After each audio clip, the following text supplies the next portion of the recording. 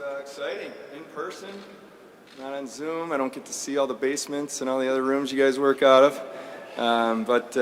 Exciting time for us over these next couple days as we're looking forward to adding a lot of talent and quality players and people to our organization. Jason and Jerry will be leading the draft. They've done a great job preparing the staff, and we're ready to go. Today we'll be open and happy to talk about the draft. We're not going to get into players and trade discussions and other stuff going on, but happy to answer any questions you may have for the upcoming draft. So, fire away. Kevyn, Mike Herring from Buffalo News. Jason, how you doing? Very good to see you. Irrespective of what you said, I'm going to ask anyway. Okay. How do you characterize things right now? Because you have an unusual situation where you're in a freeze, you've been through an expansion process. Like, how busy is it? How stunted is everything in trades just in general right now? Yeah, there's been a tremendous amount of conversations going on, I'd say, over the last couple of weeks, leading to Saturday when the freeze hit, and everybody kind of trying to work through different scenarios. Obviously, unique year with expansion, then some of the experience people had from the previous expansion draft and how that affected conversations. Then I think everybody submitted their list, caught their breath a little bit, and then as the last couple days have played out, starting to understand what the roster may look like again. Obviously, there's been a freeze, so nothing can happen, but lots of conversations, lots of different scenarios. And I said to you guys over and over again, we're willing to listen to every possible thing that's going to get our franchise pointed in the right direction. That's what we've continued to do. And just following that, how much of a goal is it organizationally to get another pick in round one tomorrow? I mean, it depends. You know, we're not focused on that saying, hey, we have to do this, but if it's the right deal that we think makes sense for us as we look to build around a young core of players, then we would do that. But it has to be the right thing for us. It's not something we're just going to do to do it. It has to be, we have to look at each other in the eye and say, this is the best thing for the Buffalo Sabres.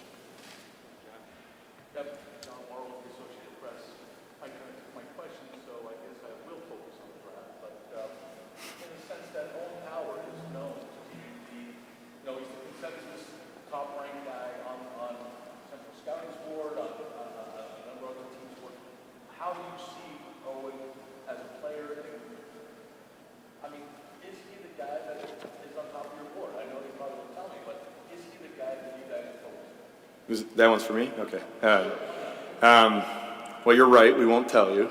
But, you know, we're excited about the top of this draft. And these guys have done a phenomenal job over the last months of preparing for this draft. We've with our scouts gone through, I mean, from top to bottom, what is a Sabre and what are we looking for, and we're excited about the player we're going to get at number one.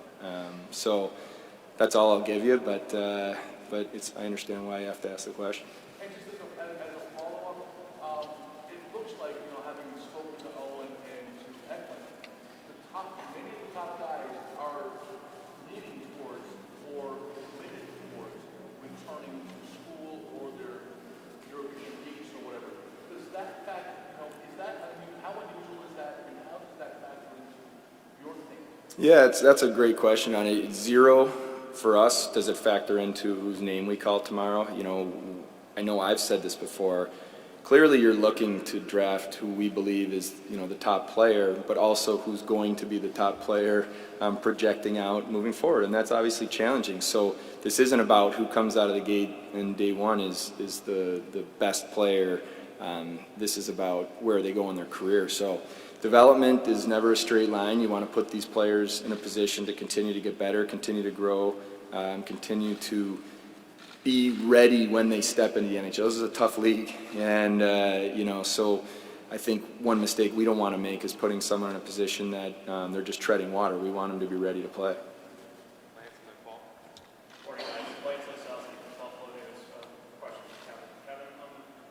Losing, you were always the expansion draft is tough. You're going to lose a player that you probably don't want to lose. In terms of Will Ward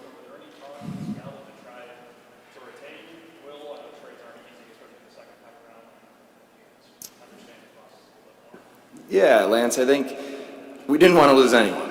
I'm a big fan of Will as a person, as a player, high character, and Seattle got a good one there. The fact of the matter is the rules are put the expansion team in a pretty good position that they're going to get a player from every team that they like. So you understand what's coming.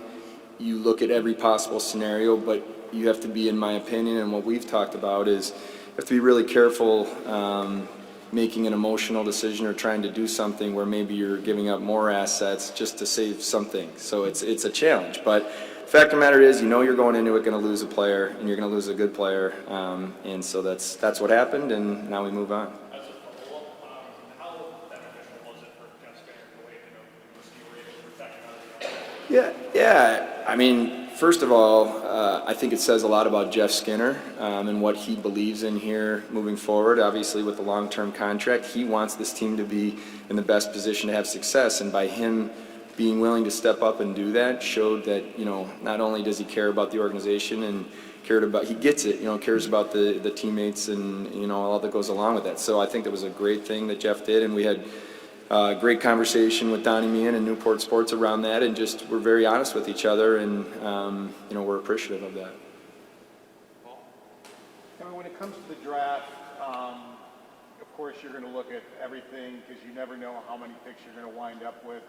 And as things get closer here, you know what this draft is about. So as you get into Friday and as things go on, or even today, is there more thought process, I've got to get something done with somebody because I know I'd like to get, there's a pick on the table here that I'd like to get, and I know it's going to be the 6th round or 6th overall, 4th overall. Whereas if you put it off till next year, you don't know when that pick's going to be. So does that affect your thinking as you move forward here in the next 24 to 36 hours? Well, what I think it does do, Paul, is those conversations happened before where I lean on Jason and Jerry and the scouting staff to say, where are we if this pick became available in the first round? Where is our list where we see a tier? Is there a fall off at a certain number? And how does that shake out? So that is a really good question because it's valuable information that I'm leaning, and of course we don't know how the draft's going to play out. Our list is very unlikely to be the same as every other team, so you're trying to figure that piece of it out. But I think probably the net of the way to answer that question would be you look at every situation and you think, is this the right for our franchise for where we are right now? And if you wait, the unknown could be something else, and you balance that, and then you make the best decision at that time. But that's definitely stuff we've been talking about for months leading up to today and tomorrow. Other than that? Hey, Kevin, Heather Krusek here with the CBS station in Buffalo. Just looking at the draft and this weekend as a whole, how do you balance looking at the long-term picture versus trying to get guys in different deals that can help you right now?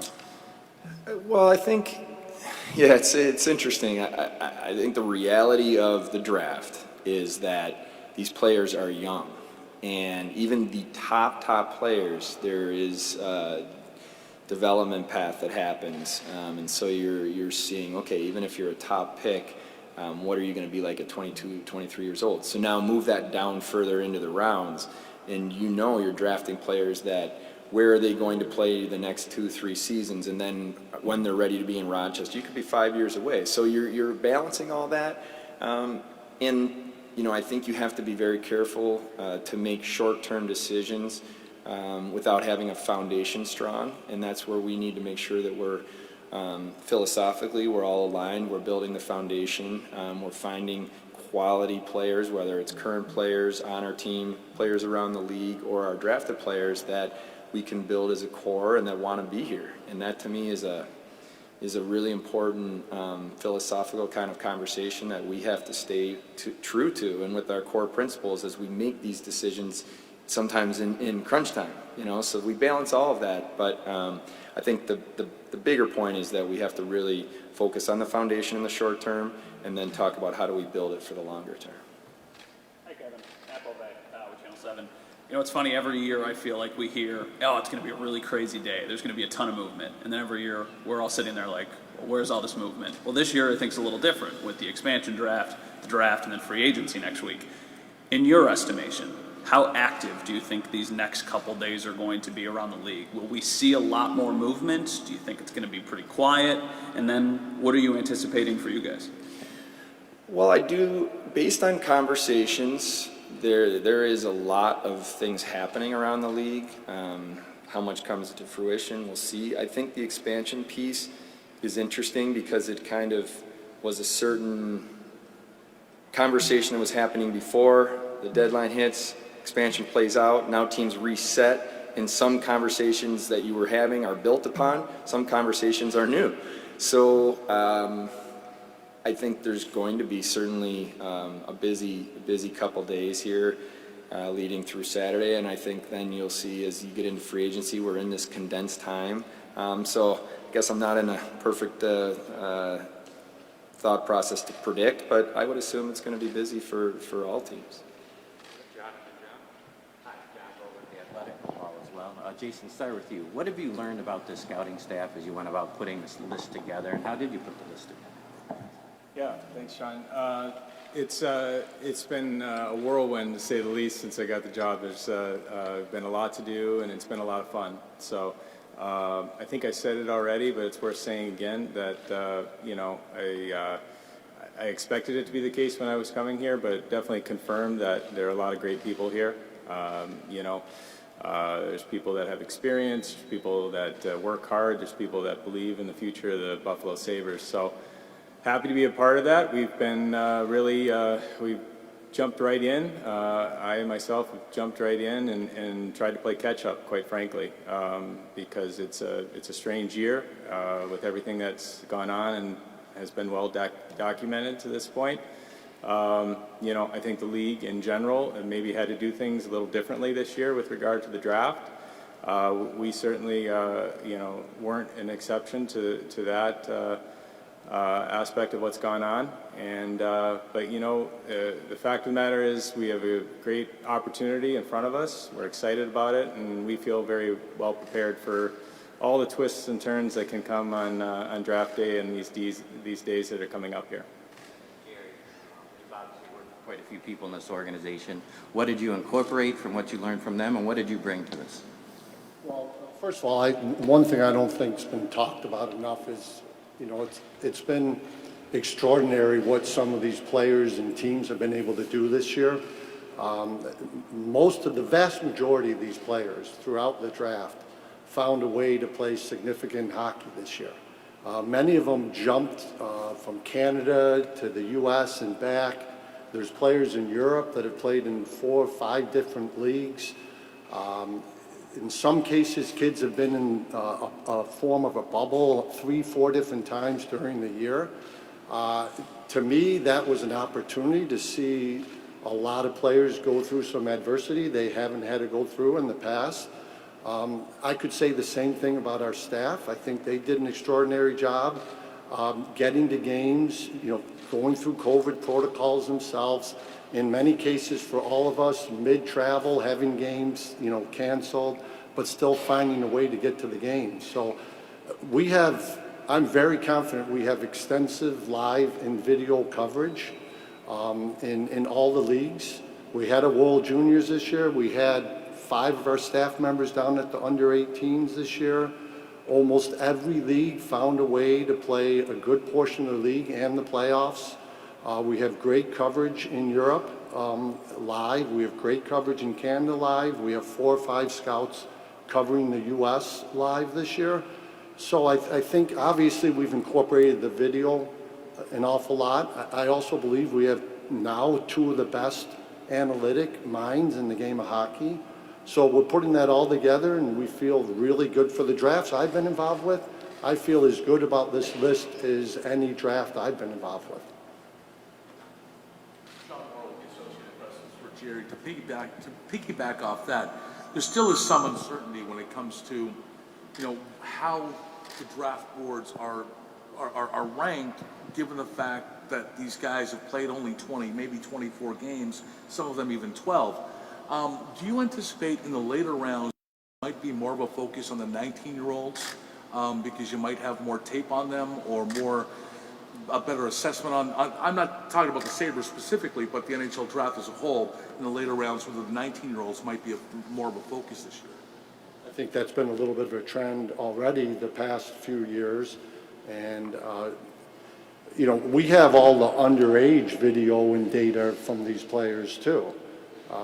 So it's, yeah, we're looking at all of that. And there'll be a lot of, you know, second, third year draft eligible players taken this year, like every year. And we've had an extra month here with the video too. And our staff, I don't know that there's too much video with the access we have through the various sources we use. I don't know that there's too much video we don't have on a player in the draft. So we have 40, 50, 80, 100 plus viewings on many of these players on top of the detailed data. Jerry, just kind of a generic thing, but just as a whole, what trends do you see in this draft this season? Well, start off by saying that, you know, I mean, I don't know exactly how to answer the question. I think every year, you know, there's all sorts of different kinds of players, obviously different backgrounds. I think this year, what Jerry's alluding to is it is different, you know, and you have to congratulate the players themselves and the leagues, the people operating these leagues, the coaches, and dealing with all the circumstances of this year. I think we always try to project these kids as players, obviously, also as people as they grow older. You know, most of the players we draft are 17 and 18 years of age, and so they're still early on in their development. So, you know, we're trying to, you know, think of everything we normally would bring to the table in terms of evaluating players, but also given the circumstances and the unique nature of this year, you know, the challenges that they face and how certain players have, you know, faced those challenges and what they've decided to do, maybe gives us a little bit more of a book on who they are as people and their, you know, willingness to, you know, rise in the face of adversity. So I think the trend is just, you know, it's the same in terms of a very difficult job. What I think is the most difficult aspect of our business, evaluating players at this age and projecting them into the league. We're just trying to gather all that information that we can and make the best decisions possible. Jason, I want to kind of delve into your philosophy a little. You've won cups. Cup teams draft well. The Sabres have drafted well in the past in the first round, but most fans could have made most of those picks. Where the Sabres have failed time and again over the years is middle round, second, third, fourth. Kevyn just declined to sign another second rounder recently. The player was hurt, understandable. What does a good team do to succeed on that second day of the draft where the Sabres have failed so much over the recent years? I'm not going to pretend that I've got all the answers. I mean, I think that would be a pretty presumptuous point of view. But I think what people try to do, myself included, is you're taking a very difficult aspect of our business, trying to project these very, very young kids into the NHL at some uncertain point in the future. I think there's a tendency sometimes to maybe pick apart these players as we analyze them and overanalyze them, quite frankly. We have to concentrate on the things that we see in these players, both as players and as people, that we think are special qualities that do project to the National Hockey League, which, you know, Kevyn made the point earlier, it's a very, very difficult league to play in and to be successful. So, you know, trying to really focus on that projection is key. You know, it's not a race to see who gets there first. It's very much a marathon for these kids to, you know, to have a career and a successful career and be a part of a winning organization is the goal. So we're looking and trying to take a clear focus and throughout the draft, you know, the beginning, the middle, the end, free agency, trades, every way we have to acquire players, to find players that fit into what we perceive to be our timeline, for when we're going to be a good team. But, not going to pretend it's easy, not going to pretend that I have any magic answers, because I don't. I've been fortunate enough to work with a lot of great people with a lot of experience that I've learned from. So I try to bring that to the table and offer, my experience to the group here, and hopefully over time we start to get the results that we need to get us where we want to get to.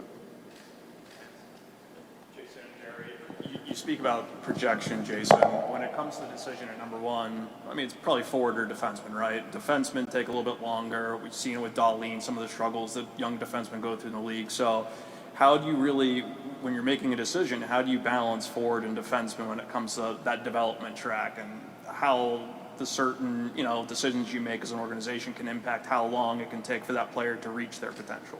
Yeah, no, it's a really important point. We've talked about that a lot, the development path and how it goes, and and I think that can be a determining factor sometimes in terms of a player's career and how it plays out.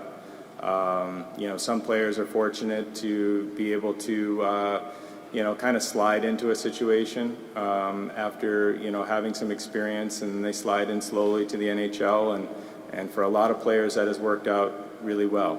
Some players are able to deal with the challenge and jump right into the league and do very well. I do think that, positions do make a difference in terms of how difficult the transition can be.